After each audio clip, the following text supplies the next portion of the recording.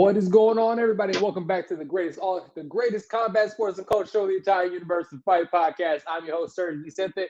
And you guys, if you've been here with me before, you know who's right here next to me. None other than my brother from another. We got the guru, B-Cam, and if B-Cam is here, we are talking about boxing. B-Cam, brother, what it do, man? Welcome to the show. Serge, it's been so long. I feel like it's been so long. Can you hear me? Yeah, I hear you. Okay.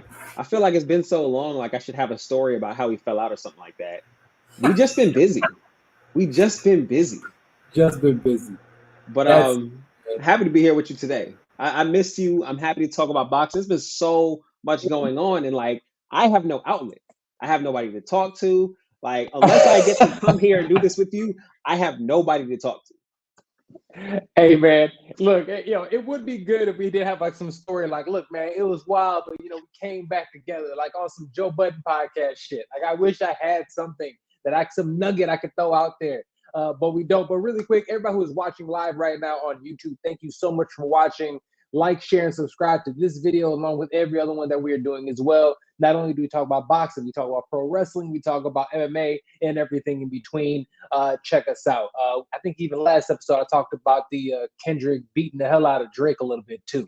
So you do believe Kendrick whooped that ass, right? We're on the same page here. I believe Kendrick won. I think whoop that ass is a bit aggressive. I don't think it was close. I do not believe it was close. I don't feel like there's a lot of battles in history where you have both parties making like really strong, meaningful contributions to the beef. Like, I feel like more times than not, you think like Nas and Jay-Z, but more times than not, it's like one side overwhelming another. Yes. So for me, when you think about like both sides making really, really major contributions, like we talking about round 3, 4, 5, they was going at it, nigga, for like 8 days. They was just going back and forth. We've never seen no shit like that. Nah. These go months and years just to take a fucking jab. These niggas were going back and forth, nigga. They were outside. They were outside, yo. Honestly, man, we're about to talk about heavyweight fights. It felt like a heavyweight fight, and I'll be honest with you. That weekend, what was it? That May 4th weekend, I was paying way more attention to that than I was Canelo.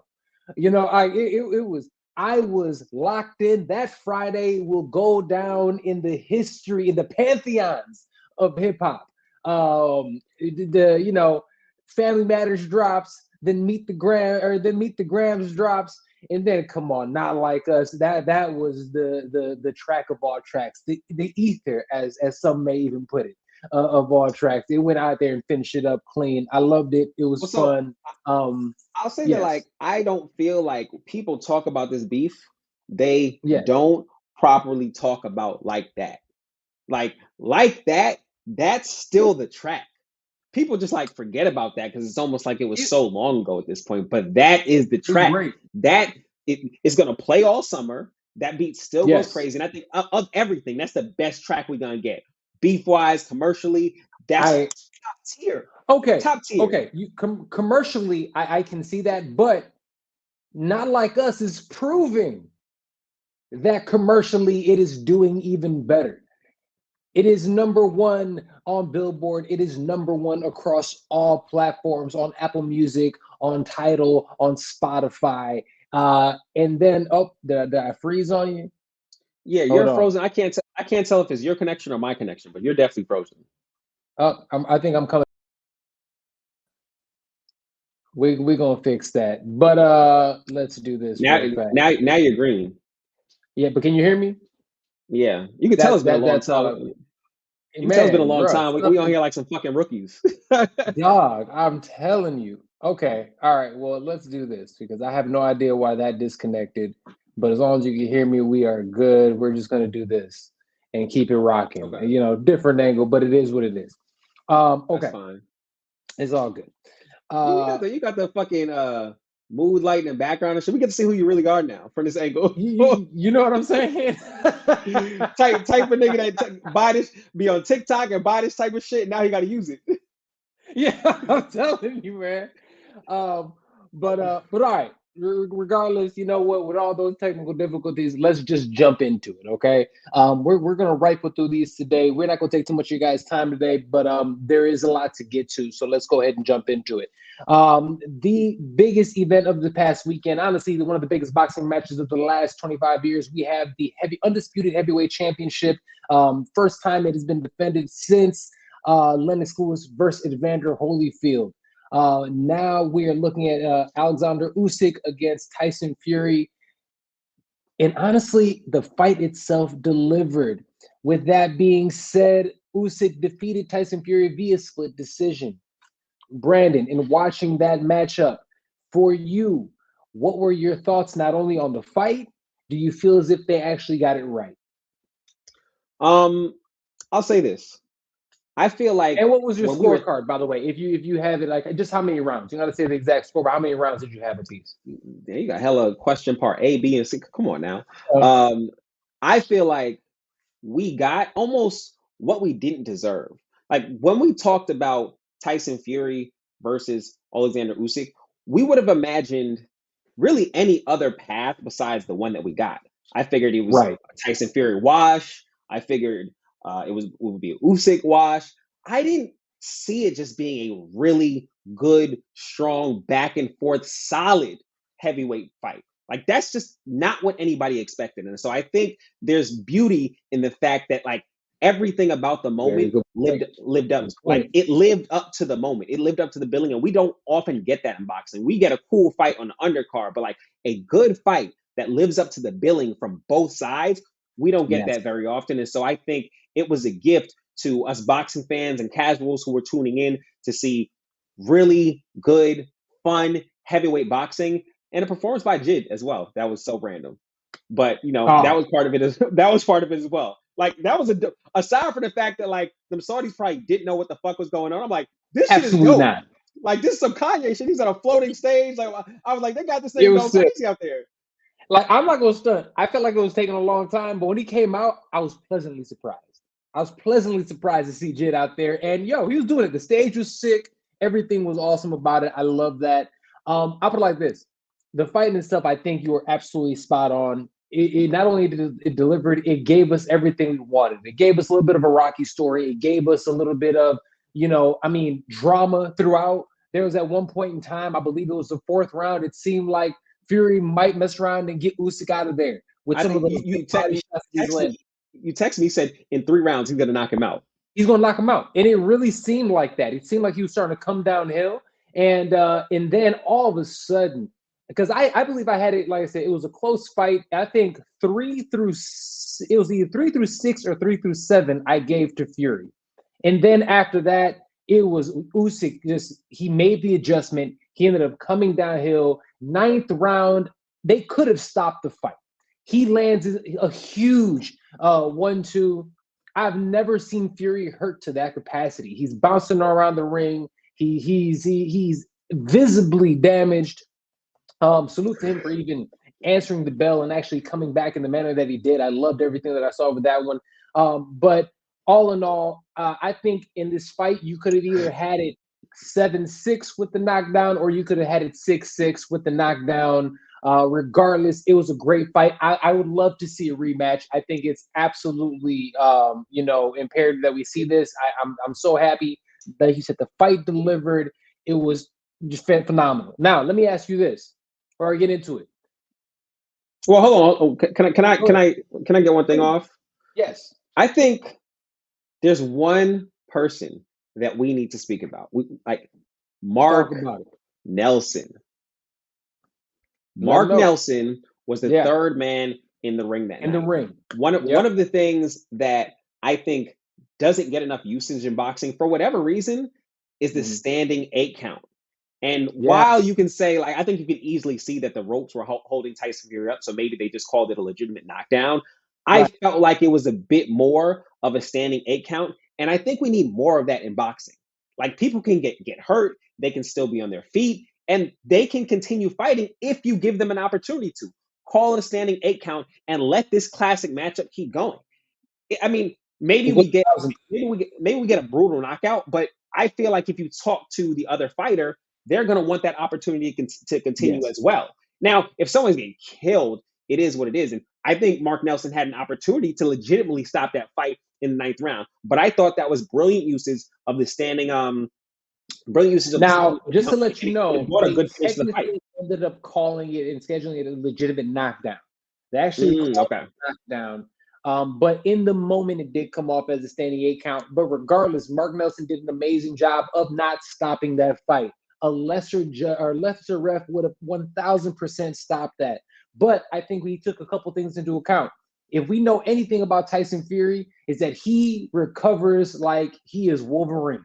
That dude goes out there, and no matter what it is, he always comes back. Salutes him for that. So I think he knew who he had in there. Usyk is not known as the biggest puncher in the world. So those two things combined, I think, really helped him make that decision. I think it was a great, great, great call by the referee. And you know what? All in all, I mean, what an event. What a matchup. People are mad at Fury for the... Now, here's the thing. I think it could have been 6-6 with the knockdown. I think it could have been 7-6 for Usyk. I don't see a world where you give Tyson Fury that fight. I don't. And that would be one of those reasons. If he did get it, I'd be like, oh, boxing's doing boxing again. You know what I'm saying? But they didn't do it. The right guy got it. And what a moment for Alexander Usyk. I mean, not only him going out there, we knew he had to take that year off because he had to fight in the war. Not only do we have that, his father passed away. And it's, you know, and even we had that moment, a lot of people throughout the fight, they're like, oh, did he take an inhaler? Oh, what was that he did? Bruh, he had that iced out chain that he had. He just gave it a little halfway through to give him a little juice. And that elevated him to go out there and do what he did and make that adjustment in the 8th round before he went out there and did what he did in the 9th round. Also, by the way, how did you score the 12th? I actually gave Fury the 12th round. No, I had the 12th for Fury. No, I'm sorry, Usyk. For Usyk. Actually, I don't even know. I'm asking you. I saw your card. Your card was the most ridiculous card I've ever seen. I mean, my man think was like, 11 rounds to 1 to Usyk. My card was heavy Usyk, but like I think I was pretty similar to a lot of people. If you split the fight into 3 parts, you have the first 4 rounds, you have the next 4 rounds for 5 to 8 or 5 through 9, and then you have the last few rounds of the fight, 1 through 4, 5 through 8 or 9, and then 10 through 12. It was Usyk, maybe a little bit of Fury in the beginning, but it was, for me, I think I lean more than most people a little bit Usyk heavy in the beginning, and that's fine. Fury had a round or 2 in there. That's fine. Second quarter or second whatever, we had pretty much Tyson Fury domination. Cool. And then the last part of the fight, we had Usyk pretty much taking over down the stretch. Yeah. I think that's how most people saw it. So while my scorecard may have gotten a little bit out of control at some points in times, which it looked worse than it was because I was including the knockdowns in those texts. I think you just don't mischaracterize me. I'm not like Chris Mannix. But I think overall most people can agree on how the fight went. And like, yeah, heavyweight boxing, there is no weight limit. Like, I can't stress that enough. There's no weight limit. And honestly, I don't like the idea of another division in boxing, but I do agree with the idea of a bridgeweight division. You have 2 men in the ring that are 40 pounds apart. And what are other parts? I'm not going to go down that road. I just want to highlight the brilliance of Alexander Usyk. Like, in the ring, 40 pounds lighter and shorter than Tyson Fury, and he finds a way to win. Just smart boxing. That's why I want to, and I want you to hold that for a second because I want to talk about that in the pound for pound rankings, and we'll talk about that in a moment. Because I've had some changes in mind, and I want to get your point of view on that as well. And I think the weight has a lot to do with it for me. All right, let's move on really quick. The IBF is planning to strip Usyk for the IBF title within 2 weeks. They're saying, you know, the person who was supposed to be the #1 contender, I can't think of the gentleman's name, has taken 2 years. He's been taking step aside money for Usyk to have these big fights. No longer are they going to have the step aside money. They're stripping him prior to his fight that is coming up against what's his name? Big brother who just lost to Dubois. He's fighting Dubois. Or Dubois, whatever you know what I'm talking about. Philip Hrgovic? No. Yeah, I think it is. He's fighting Dubois, right? I think so. Yeah, that's the next fight, and that's going to be for the IBF title. Is that fair or foul in your opinion? Fair. Now, go ahead and break it down. I mean, for me, it's simple. All I want is, like, if you have rules, is consistency. And is it stupid? Yes, because Tyson Fury is the best heavyweight. He's going to, like, he's just simply the best heavyweight, and he's gone out there and he's been able to prove that. You cannot debate that. You're going to have your strap on someone that's not the best heavyweight. So it's fucking stupid. However, we're not talking about the WBC. We're not talking about the WBA. We're not talking about the WBO. The IBF is very, very strict and consistent about how it enforces its rules. So I don't agree with it, but as long as you're consistent, you can't really argue it, because they are very consistent in all of their divisions with how they manage their title. So I'm fine. That's it. It's simple. Serge. I'm not mad at that. I'm not mad at that at all.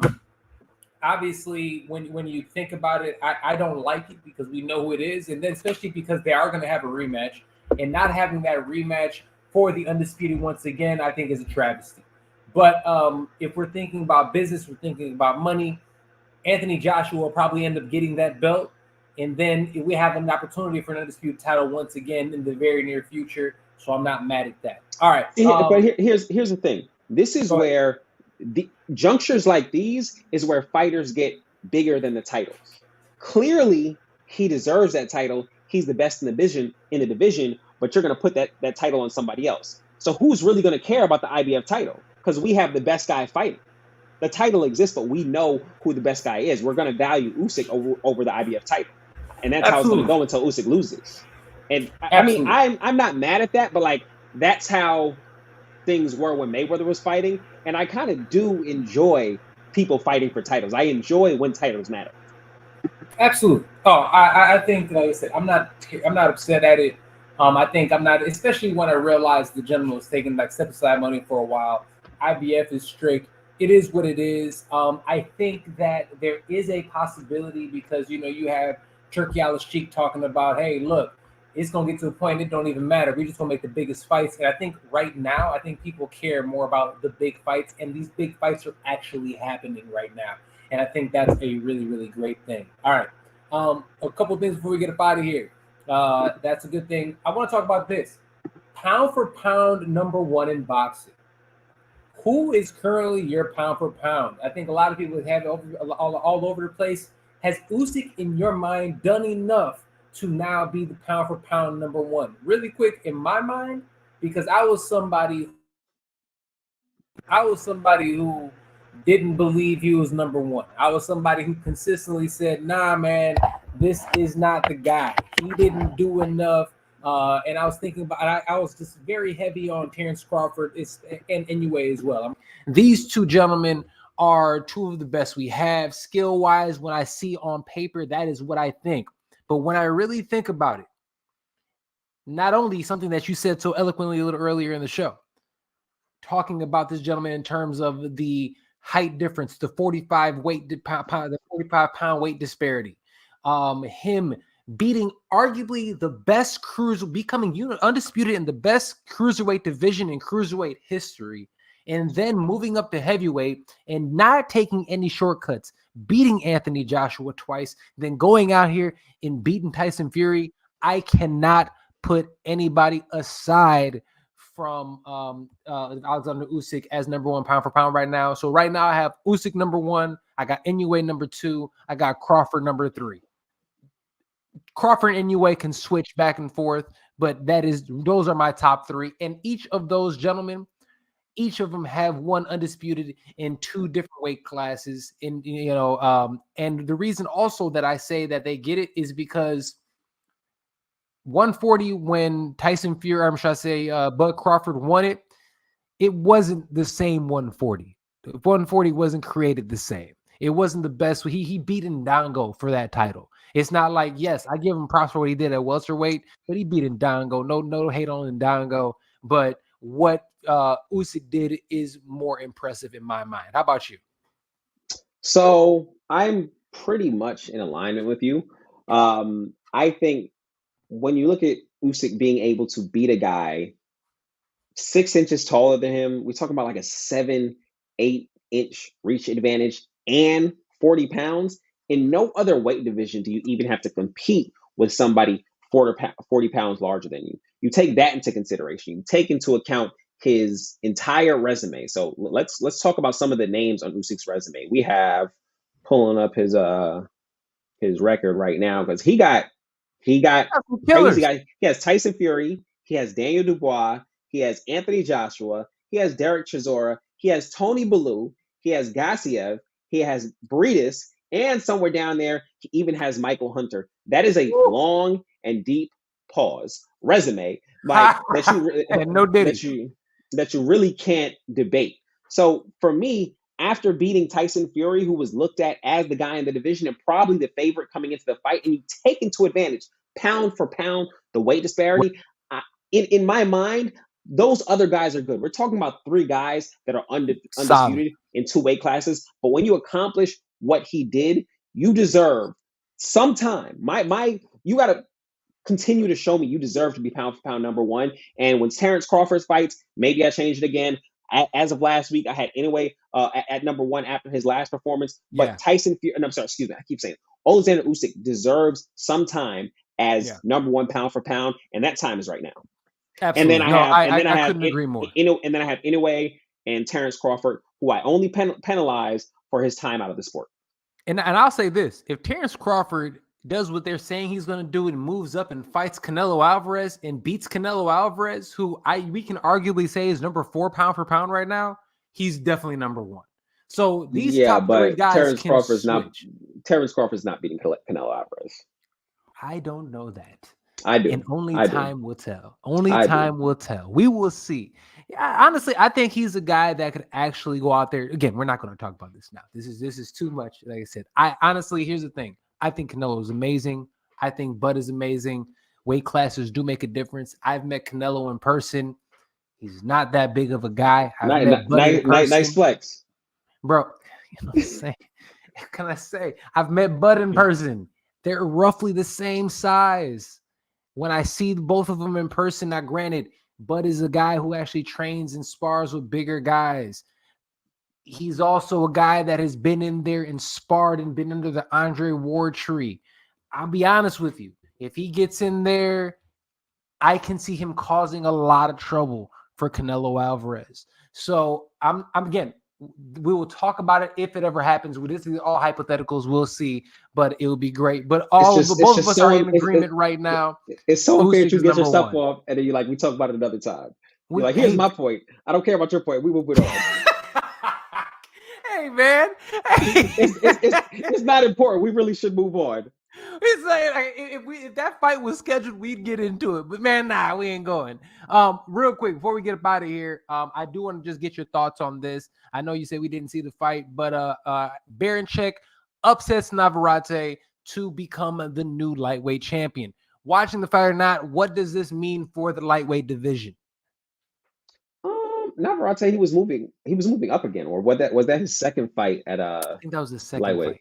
At lightweight. Yeah, no. That was his first fight at lightweight. His last fight was junior lightweight. So like he was going up to another weight class. I kind of felt like the madness had to stop at some point. The thing is, I think a lot of us weren't familiar with the other guy. I surely wasn't familiar with him, and I still haven't seen the fight. Low key, I chose to go see Planet of the Apes. I'm not gonna hold you, and it was a decent movie.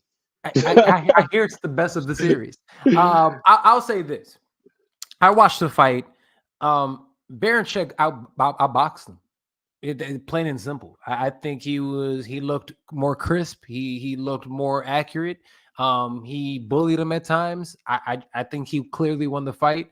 I think he's great for the weight class. He says he's down for Shakur. He says he's down for his former stablemate and friend, Loma. He doesn't care. He's here for all the smoke. But what I would have to say this one time for all the gentlemen from Navarrete? No. All these dudes are from. Why am I thinking about their name? Not What country are they Kazakhstan? from? What country are they Ukraine? from? Ukraine. Shout out to all the Ukrainians. These guys, Ukraine, big up to Ukraine. You got obviously, Usyk, Loma, BERINCHYK, all of them won titles within the last 3 weeks. Salute to them, salute to their country. That's dope. Shout out to all the Ukrainians and the Saturday hat. I will say this. Let's not get too out of control with BERINCHYK or his win on Saturday. There's a fighter. It was a good moment. There's a fighter. His name is Isaac Dogboe. I'm a big fan of Isaac Dogboe. I enjoy watching him. He fights at 122 pounds. And years ago, he was a title holder at 122 pounds. That was the first time I saw Emmanuel Navarrete. He beat Isaac Dogboe. I can't remember if it was once or twice, but he took his titles. That was at 122 pounds, just so we're clear.